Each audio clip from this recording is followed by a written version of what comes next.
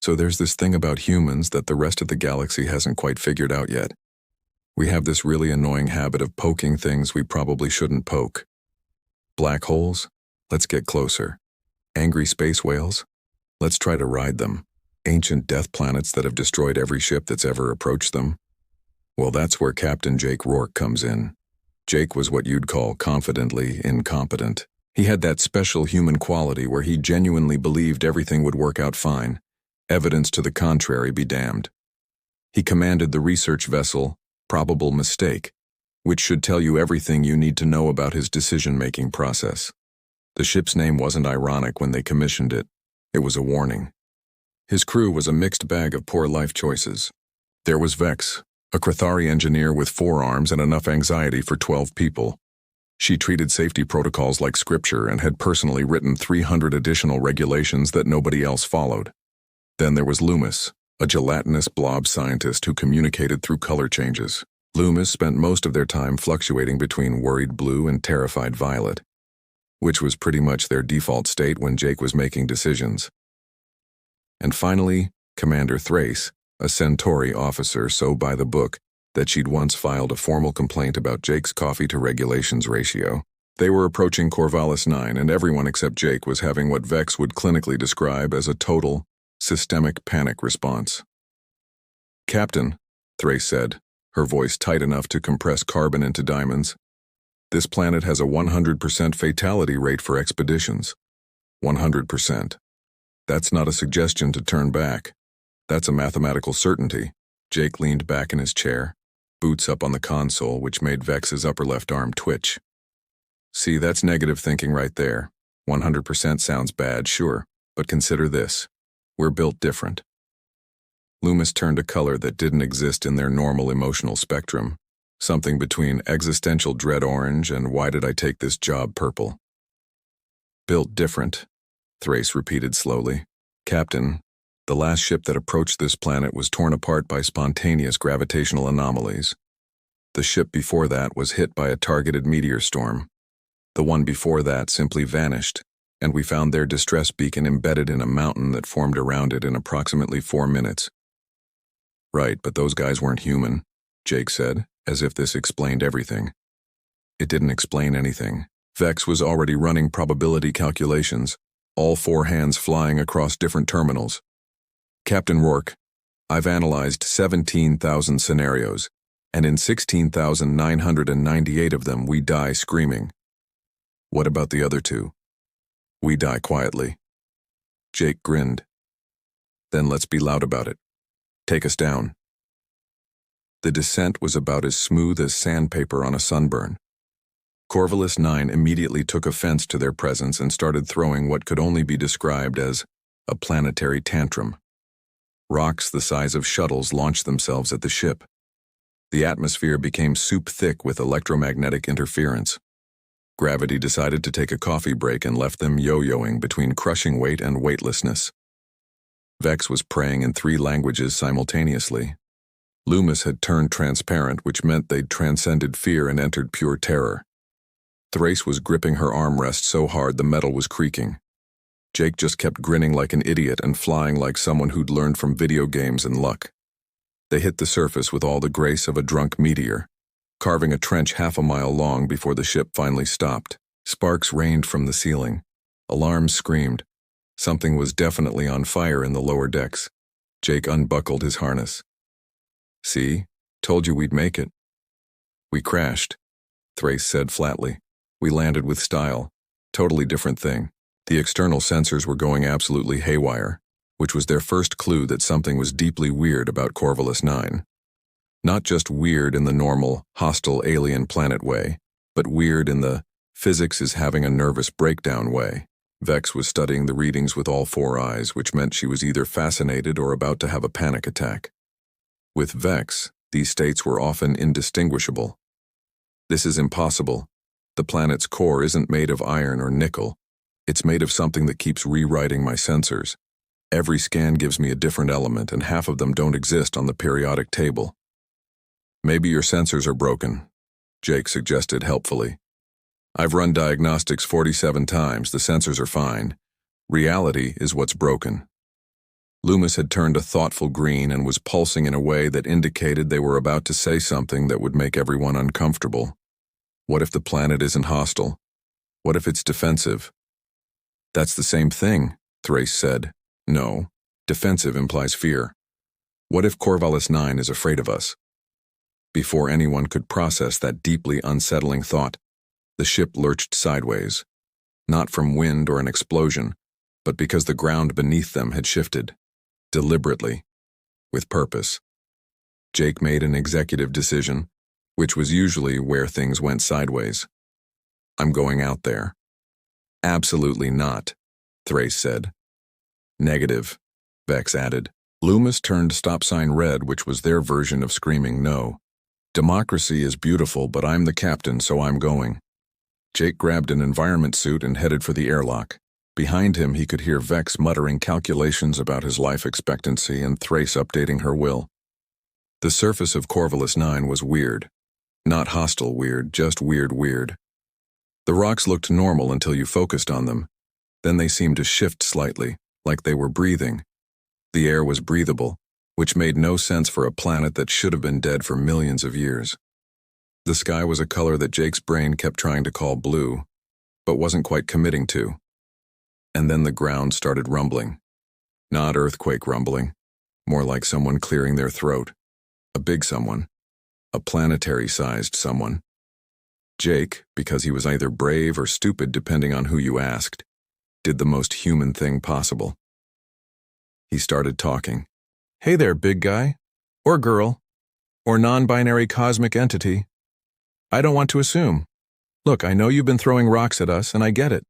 Boundaries are important, personal space is valid, but here's the thing, we just want to talk. The rumbling stopped. Back in the ship, Vex was watching through external cameras and experiencing several kinds of system failure, both technological and emotional. Is he talking to the planet? Is the captain attempting to negotiate with tectonic plates? I believe he is, Thrace said, her voice hollow with disbelief. And it's working? Loomis had turned confused yellow. Because it was working. The planet had stopped attacking. Jake kept going because if there was one thing humans excelled at, it was not knowing when to shut up. I'm guessing you've been alone for a while, huh? That's rough. I had a goldfish once that I forgot to talk to for a week, and it gave me the cold shoulder for a month. Well, it was a fish, so it was always cold. But you get the idea. Point is, loneliness sucks. So how about instead of the whole murder rocks thing, we just chat? The ground beneath Jake's feet began to glow.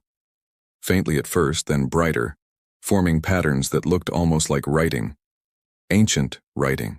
The kind that hurt to look at because it predated concepts like grammar and linear time. And then a voice spoke directly into Jake's brain. Not out loud. Just suddenly there. Like it had always been waiting. You talk like an idiot. Jake grinned. Yeah, I get that a lot. Name's Jake. What should I call you? There was a pause that might have been surprise or might have been the planet deciding whether to crush him. Core. I am Core.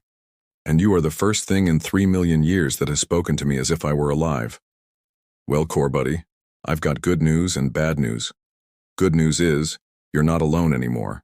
Bad news is, you're stuck talking to me, and I've been told I'm an acquired taste. Core made a sound that might have been a laugh or might have been a minor seismic event. You are very strange. I think I will not kill you yet. See, we're bonding already. Back in the ship, Thrace was updating her incident report. Current length, 17 pages and counting. Turns out that when you're a sentient planet who hasn't had a conversation in 3 million years, you've got a lot to unpack. Jake found this out when Core started what could only be described as the galaxy's longest trauma dump. They were sitting in the ship's common area now, all of them, because Core's voice had decided to grace everyone's brains equally.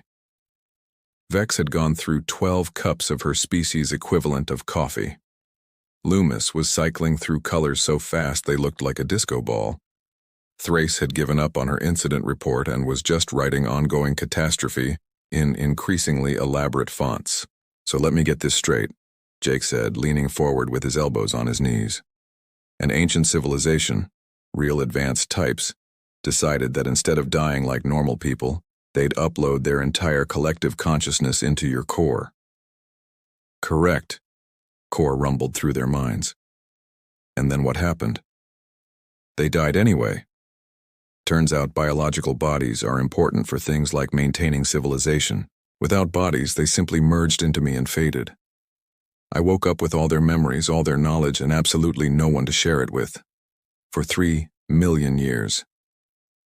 That's really messed up, Jake said sympathetically. It gets worse, Core continued, and there was something bitter in that mental voice. Other species found me. They scanned me, tried to mine me, attempted to worship me. One group wanted to turn me into a vacation resort, as if I were furniture. Vex's antennae were vibrating with scientific curiosity overriding her survival instinct. And you attacked them all. Wouldn't you? Core shot back. Imagine being aware, conscious, desperate for connection, and everyone who finds you treats you as a thing to be used or studied or praised. Not one of them asked if I had thoughts, feelings, if I was lonely. They just took readings and made plans and called me a phenomenon. So you threw rocks at them, Jake said. I threw very accurate rocks at them. Loomis pulsed a gentle blue, which was their empathetic color. That must have been isolating. You have no idea. I spent the first 1,000,000 years trying to communicate properly. I learned their languages, studied their cultures. I tried to speak, but my voice causes seismic activity. I tried to write, but moving continents takes time and they'd usually left by then. Eventually, I just started defending myself. If I have to be miserable forever, everyone else can be miserable for 5 minutes. Jake laughed, which surprised everyone, including Core. Okay, I respect that energy. That's incredibly petty, and I'm here for it. You find my isolation amusing. Core's voice had gone cold. No, man, I find your spite relatable. Humans invented dozens of phrases for this exact vibe. Misery loves company. If I'm going down, I'm taking you with me. You can't fire me, I quit. There was a long pause. Then, what strange creatures you are. We've had to develop coping mechanisms. Our planet tried to kill us with weather, predators, diseases, and other humans for like 200,000 years. We learned to laugh about it because the alternative was just giving up. Thrace interjected, Captain, are you really bonding with a planetary consciousness over shared trauma responses? Commander, I'm bonding with a new friend over mutual understanding. There's a difference. Core's presence in their mind shifted, becoming less defensive. You truly see me as a person, not a resource or a curiosity. Core, buddy, you're clearly having a rough time. You've got abandonment issues, trust problems, and you've been alone longer than my entire species has had written language. Yeah, I see you as a person who needs better coping mechanisms than planetary assault, but still a person. Vex raised one hand hesitantly. If I may ask, Core, you mentioned the ancient civilization left you with all their knowledge. Does that include technology? Yes. Propulsion systems that could revolutionize your understanding of faster-than-light travel. Energy generation that would make your current methods look like rubbing sticks together. Medical advancements that could extend lifespans by centuries. I have it all stored in my core waiting for someone worthy of receiving it. The room went very quiet. Jake kept his voice careful. And what makes someone worthy? Trust, Core said simply.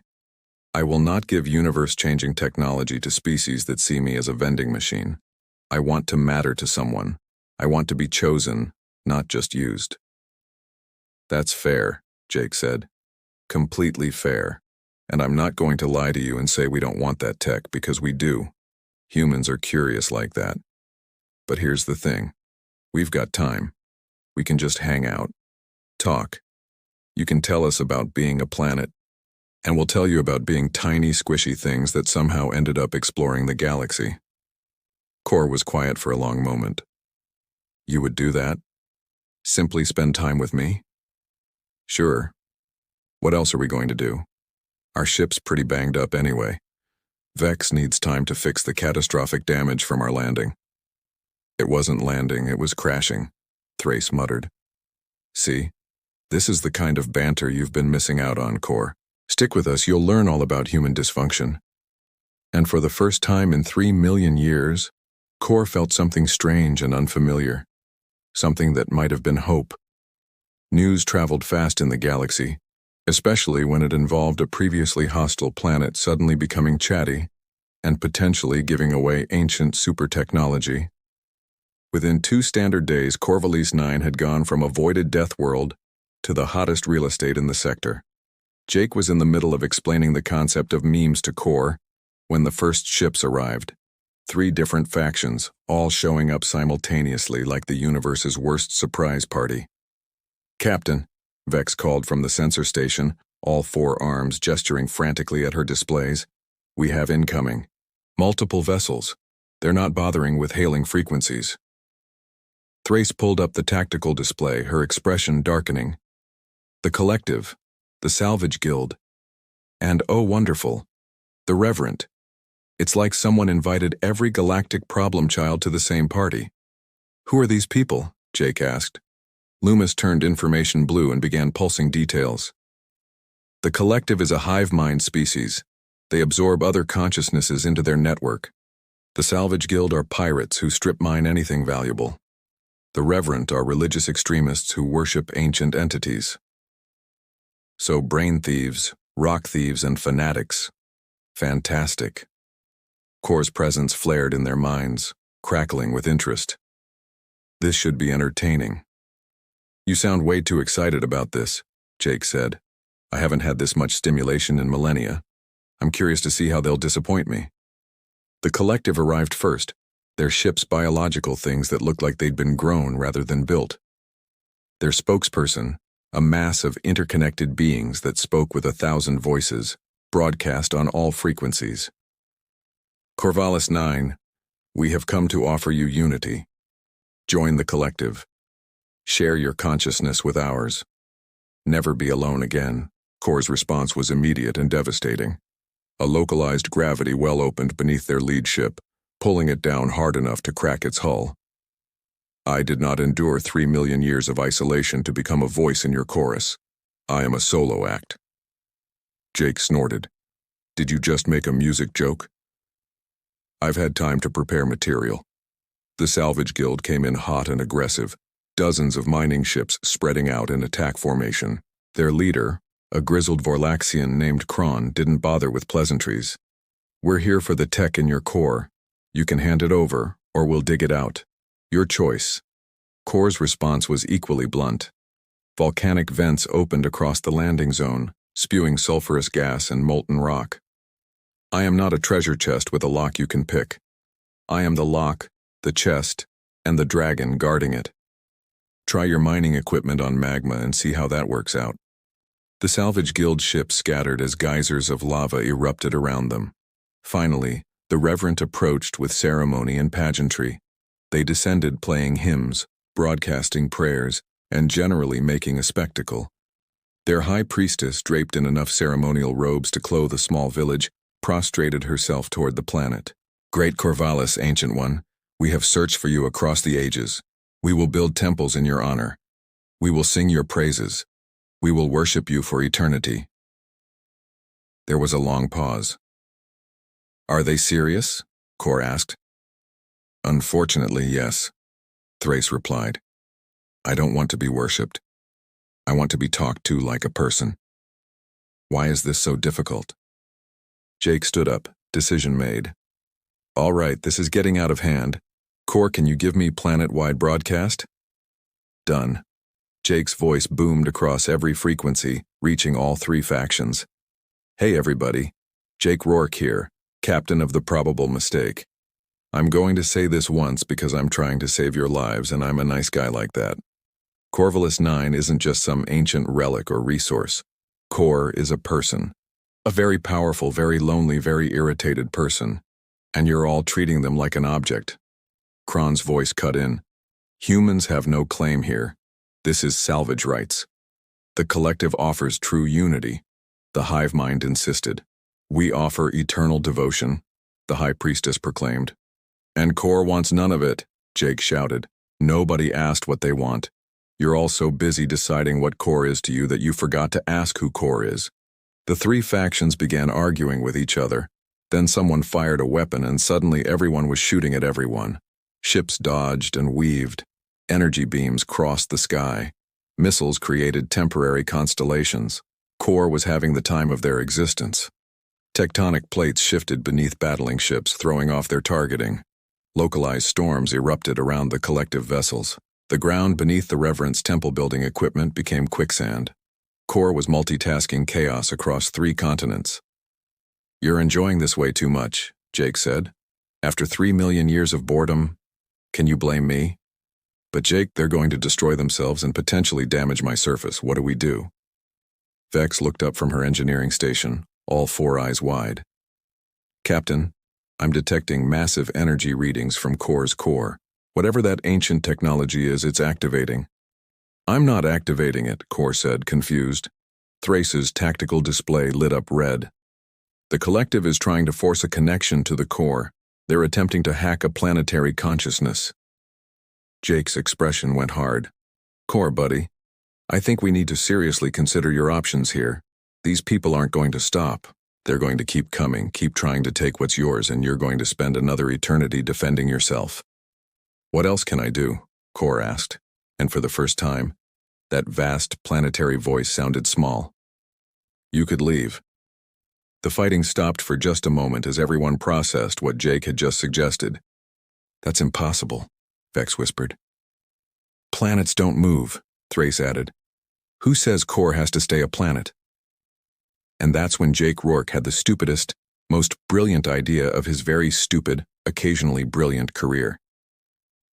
The conference room of the probable mistake had never held a planning session this weird. Jake was pacing. Vex had all 4 hands on her head in various stages of existential crisis. Loomis had turned a color that might have been "I can't believe we're doing this" burgundy. Thrace had abandoned her incident report entirely and was just drinking straight from a bottle of Centauri whiskey. "Let me make sure I understand your insane plan," Thrace said, her words only slightly slurred. "You want to transfer a planetary consciousness into a mobile platform using technology we don't understand from a civilization that's been dead for 3 million years. When you say it like that, it sounds bad," Jake said. "That's because it is bad." Core's presence hummed through their minds, curious and cautious. "You truly believe this is possible? Core, you've got the entire technological database of an ancient civilization that was advanced enough to upload consciousness in the first place. They did it with biology. Why not do it with technology?" Vex was running calculations at a speed that made her terminal smoke. "Theoretically, if we could create a quantum-entangled matrix large enough and stable enough, we could transfer consciousness. But we'd need exotic matter, zero-point energy stabilizers, and processing power that doesn't exist." "But Core has the blueprints for all of that, right?" Jake asked. "Yes," Core said slowly. "I have designs for consciousness transfer technology. I never considered using it on myself." "Why not?" "Because I never imagined I could leave. This planet is my body. Has been for millions of years. The thought of existing elsewhere is terrifying." Jake sat down, his voice gentle. "I get it. Change is scary. But Core, you're not meant to be a prison for yourself. That ancient civilization gave you their knowledge, but they trapped you here. You don't have to stay trapped. You could explore, see the galaxy, actually live instead of just existing in one place forever." "What would I become?" Loomis pulsed a warm amber, their empathetic color. "Whatever you choose, that's the point. Right now everyone sees you as a planet. But if you're mobile, you're just Core. A person who can go anywhere, do anything. Make your own choices." Outside, the 3 factions were regrouping, preparing for another assault. The collective was forming a synchronized attack pattern. The Salvage Guild was bringing in heavy drilling equipment. The Reverend was constructing some kind of massive prayer amplifier that looked more like a weapon than anything holy. "We don't have much time," Thrace observed. Jake looked at Core, or rather at the planet beneath them. "What do you say? Want to take the biggest leap of faith in galactic history?" There was a long silence, then, "Yes, I want to choose my own path." "Show me how." What followed was the most intense engineering project anyone had ever attempted. Vex worked with Core's stored knowledge, her 4 arms flying across multiple terminals as she translated ancient designs into modern manufacturing. Loomis coordinated resource gathering, their gelatinous form perfect for interfacing with exotic machinery. Thrace surprisingly became the project's protector, piloting defensive maneuvers that kept the probable mistakes safe while they worked. The plan was audacious and completely insane, which made it perfectly human. They would build a massive mobile platform using Core's own resources, create a quantum-entangled consciousness matrix, and transfer Core from planetary core to mobile construct. Essentially, they were building Core a new body. The 3 factions noticed something was happening. The planet's surface was shifting, reorganizing. Resources were being pulled from deep within the crust. Mountains flattened, valleys filled. Core was reshaping themselves for their own transformation. The collective attacked first, trying to disrupt the process. Their ships dove toward the construction site, and Core met them with precisely calibrated seismic waves that shook ships apart without damaging the transfer platform. The Salvage Guild tried to blast their way to the core. Core responded by creating a maze of tunnels that looped back on themselves, leaving mining teams hopelessly lost underground. The Reverend, realizing their god was about to leave, panicked and fired their prayer amplifier, which turned out to be a massive EMP weapon. Loomis, terrified but determined, absorbed the electromagnetic pulse and channeled it into the transfer platform, actually accelerating the process. "Loomis, you beautiful blob," Jake shouted. "That was incredible." Loomis turned embarrassed pink but didn't stop working. Fex was sweating, all 4 arms cramping from continuous work. "Captain, the transfer matrix is ready, but I need to be honest. I don't know if this will work. I don't know if Core's consciousness can survive the transition. There's a chance we lose them entirely." Core's presence wrapped around them all, warm and certain. "Then I'll take that chance. I choose uncertainty over eternal isolation. I choose risk over safety. I choose to trust you." Jake felt something tight in his chest. Humans didn't cry much in front of aliens, but he was close. "All right then, let's free a planet." The transfer began. Energy readings spiked across every spectrum. The planet's core blazed with light bright enough to see from orbit. Core's consciousness, vast and ancient and impossibly complex, began flowing into the new matrix. The process took hours, and every second felt like an eternity. The 3 factions watched in awe as something unprecedented happened. A planet was being reborn, and then, with a final pulse of light, it was done. The planet Corvallis 9 stood empty, its core dark for the first time in 3 million years, and in orbit above it, a massive construct hummed with new life. Sleek and elegant, built from exotic matter and held together by zero-point energy, it was part ship, part station, part something entirely new. "Core," Jake called out. "You there?" "I'm here." The voice was the same but different, no longer filtered through planetary geology. "I can move. Jake, I can move. I'm not anchored anymore. I'm free." The construct shifted, testing its new mobility. It was working. They'd actually done it. Fex collapsed in her chair, exhausted but triumphant. Loomis turned celebration gold. Thrace allowed herself a small smile. The 3 factions, realizing they'd just witnessed something impossible, slowly began retreating. What could you do against a species crazy enough to free a planetary consciousness? Jake grinned at his crew. "So, anyone up for adding a sentient megastructure to our crew roster?" 3 months later, the galaxy was still trying to process what had happened at Corvallis 9. The probable mistake had gained a new permanent crew member, though calling Core a crew member was like calling a hurricane a breeze. The massive mobile construct traveled alongside the ship, and Core's consciousness interfaced with everything from life support to navigation. They'd become the most powerful ship AI in known space, except they weren't an AI. They were a person who happened to be a sentient structure. Core had opinions about everything. Ship maintenance? You're doing it wrong. Navigation routes? I've computed 17 better paths. Food in the galley? How do organic beings eat this and survive? They were sarcastic, opinionated, and occasionally threatened to generate localized earthquakes on the ship when particularly annoyed. The crew loved them. Jake was in the captain's chair, feet up on the console as always, which still made Vex's eyebrow equivalents twitch. Thrace had stopped filing incident reports and started writing a book titled, How I Learned to Stop Worrying and Accept That Regulations Are Meaningless. Core, Jake said, we've got a request from the Science Council. They want to know how we did it, the whole consciousness transfer thing. Tell them no, Core said immediately. That technology in the wrong hands could be catastrophic. I'll share it when I trust that it won't be weaponized or abused, which given galactic history might be never. Fair enough. However, Core continued, I am willing to share the faster-than-light propulsion technology. Humanity has earned it. Vex sat up straight. Seriously? Jake treated me like a person when everyone else treated me like a resource. His species looked at an isolated, damaged consciousness and offered friendship instead of exploitation. That deserves recognition. The technology Core shared revolutionized human space travel overnight. Within weeks, human ships were crossing distances that used to take months.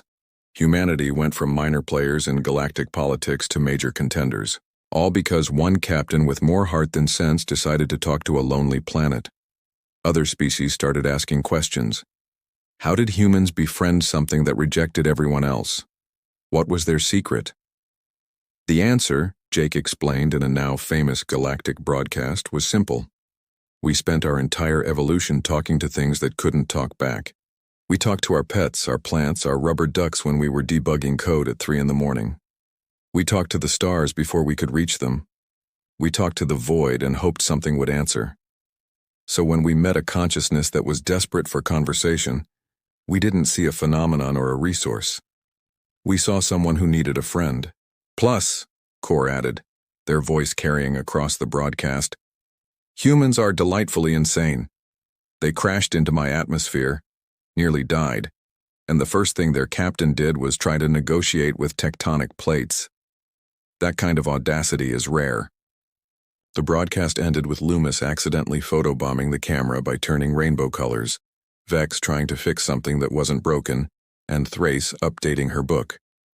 Privately, in the quiet moments between stars, Core asked Jake a question that had been bothering them. Why did you really do it? Risk everything to help me? Jake was quiet for a moment, looking out at the stars streaming past. Because I know what it's like to feel alone. Not for 3 million years, obviously, but long enough. And I figured if humans are going to explore the galaxy and meet strange new entities, we might as well start by being decent to them. Revolutionary concept, I know. Your species is strange, Core observed. Yeah, we get that a lot. But strange works for us. What now? Core asked. Where do we go from here? Jake grinned. Anywhere we want, that's the point. You're free, Core. You can explore, discover, maybe find other ancient entities that need someone to talk to. We'll do it together. Together, Core repeated, savoring the word. I like the sound of that. The probable mistake and its mobile companion flew deeper into unexplored space, carrying a crew that had learned something important. The most powerful force in the universe wasn't technology or weaponry or ancient knowledge. It was genuine connection, even when delivered through sarcasm, bad jokes, and the sheer stubborn determination to treat others with dignity. Somewhere behind them, the now empty planet Corvallis 9 orbited peacefully. Its core was dark, but it wasn't dead. It was just empty, like a house after its occupant moved out to see the world. And maybe, someday, Core would visit it again, not as a prisoner returning to their cell, but as a person visiting where they used to live. But that was a story for another day. For now, Jake had his feet up on the console, Vex was recalculating jump coordinates, Loomis was pulsing contentedly, Thrace was writing, and Core was experiencing joy for the first time in 3 million years. Hey Core, Jake said, what do you call a planet that became a spaceship? I don't know. What? A wandering star. There was a pause. Then Core generated a small tremor that shook the ship just enough to make Jake's coffee spill. That was terrible, Core said. Yeah, but you laughed. I created a localized seismic event. That's not laughing. Close enough. And as the probable mistake jumped to faster than light speed, carrying a crew that shouldn't work but somehow did, the rest of the galaxy learned an important lesson about humanity. They would befriend anything. Absolutely anything. And the universe was better for it, even if their jokes were terrible.